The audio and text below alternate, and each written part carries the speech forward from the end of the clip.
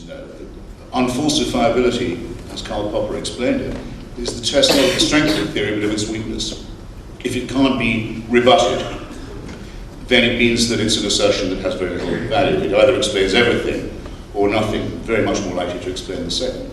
William Ewart Gladstone, great British Liberal Prime Minister and Christian theologian, spent a great deal of his life trying to show that the wonderful speculations on morality and ethics and society of the philosophers of 5th century Athens were just, they didn't know this, but they were preparing the way for the arrival of Jesus of Nazareth. They were just prefigurations of the greater wisdom that was to come. He had to argue this. He laid his life on it, because if it were otherwise, it wouldn't be true that without divine revelation, we wouldn't have morals.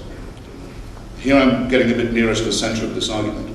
There are those who say, and I believe they attack us in our very deepest integrity, in our very core, who say that we wouldn't know the difference, wouldn't be able to know the difference, wouldn't be equipped to understand the difference between a right and a wrong action if there wasn't a supernatural warrant for this, if it hadn't been revealed to us in one or other set of books, that such is the case.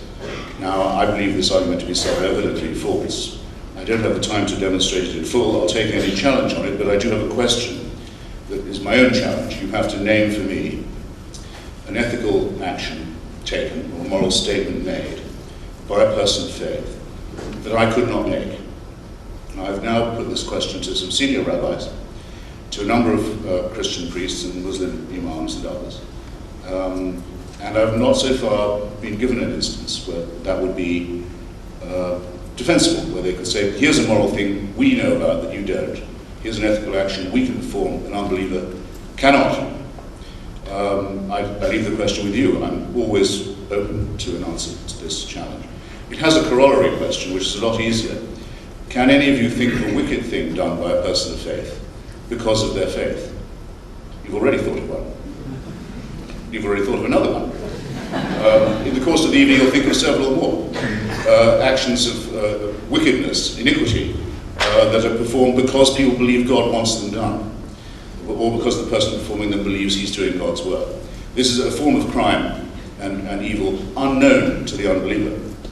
And I think if it doesn't make a case for the moral superiority of atheism, it certainly makes the case against the moral superiority of faith. Very well. There's a second, and even more, I think, overpowering disadvantage self-imposed on the religious, because they can't very far depart. Rabbi Wolpe gets very daring with this. If you ask him what he really thinks about the texts that tell him what God wants, he will not say that they're to be taken strictly literally. He will, for example, say that the Jewish prayer, I imagine he will say, I've actually never asked him directly, but the prayer with which Jewish men are supposed to begin every day, that thanks God, just to begin with, thanks them for not making them a woman and not making them a goy or Gentile. He says, well, that's not really, no, it isn't. Of course it's not. It's not a moral thing to say. It's a stupid thing to say, and it's also a nasty thing to say. So most Jews don't say it anymore. So if you follow me closely here, the less religious people become, the more moral they become. If the Quranic prescriptions on amputation and mutilation and stoning were all followed, if every thief in Egypt had their hand removed, no work could be done. So they don't do it. They should do it. They're ordered to do it, but they don't. They're ordered to kill the unbeliever in specific terms. In the Hadith, not the Quran, but in the sayings of the Prophet, which have the same theological and moral weight in the teaching, it is said that anyone who tries to change their religion from Islam, to apostatize, must be killed. They can't do it. They should. It's a divine mandate, but they don't. Because the innate morality that belongs to all of us, fortunately, comes to save us from the wickedness that comes from the texts. And what that means to me, and what I will continue arguing throughout the evening in different ways, is this, it's a very simple proposition. Man did not make God in his own image, as is said in the Bible. To the contrary, men and women made many gods in their own images, and it shows. After all, it's just as difficult for me to disprove that there are 1,000 gods as that there is one. And every believer you know has gods he doesn't believe in. The rabbi doesn't believe in Allah. You don't believe in Zeus. Muslims don't believe that Jesus of Nazareth was the Son of God. All of them think all that's absolute nonsense, but that their own belief is the valid one. Now again, I put it to you, either all these beliefs are equally true, which seems impossible, or only one of them is true, which admittedly is a possibility, or they are all false, and I am not the atheist you think I am. Everyone in the room is an atheist because they have a God in which they don't believe. Rabbi Walker has a God in which he doesn't believe. I just say, I'll go you one better. I don't think there are any gods at all. It's not that hard of a leap to make, you know. There's a wonderful novel by Peter de Vries called Slouching to Kalamazoo. Well, a novelist you all ought to read if you haven't. He was brought up as a Dutch Reformed Calvinist. In this novel, there's a debate between the town atheist and the town priest, and they both succeed in convincing each other completely in the course of the evening. This never really happens.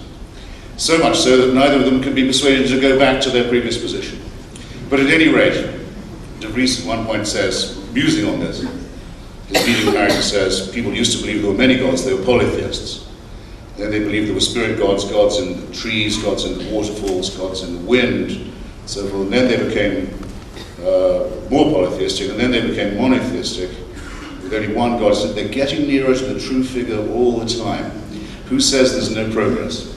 The magic figure of zero, the discovery of which was a great innovation in human history, is the one at which we will arrive when we contemplate the likelihood that we are supernaturally designed with a plan in mind for us. Now let's just consider for a moment, what if I was to announce that I was a convert to that view? What if I say, okay, I give up. I've listened to the wise men now, I think it's true. I think that God intervened and that I'm saved as a result, and that I wouldn't know right from wrong, and so I'm grateful for this intervention. Well, I'd have to believe the following.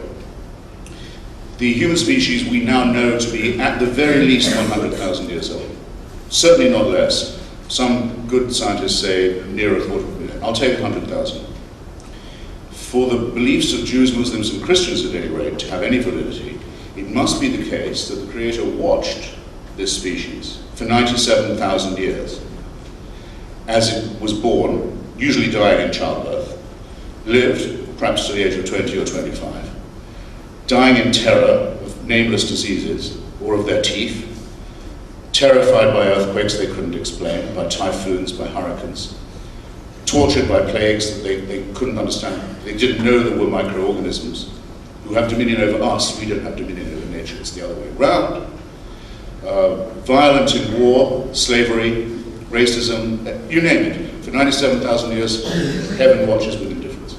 And then says, 3,000 years ago, starting 3,000 years, it's probably time to intervene now. Not in China, where they can already read and know how to make things and have a concept of science and knowledge and philosophy. No, only in the most remote, backward, savage and superstitious parts of the Middle East. And that's how you'll know your redemption. Ladies and gentlemen, I don't believe any of you in this room can be persuaded by any artifice of rhetoric or sophistry to believe in anything so wicked as well as anything so stupid as that. If it were true, it would be hateful. Those who allege it to be true are not necessarily hateful, but they ask you to ignore all the painstaking evidence that's been piled up by the real work of humanity, which is that of philosophy, science, and culture, in which the next step each society and each individual has to take is the emancipation of themselves from theocracy and its poisons. And I invite you to join me in that enterprise, and I'm very grateful for your attention. Thank you.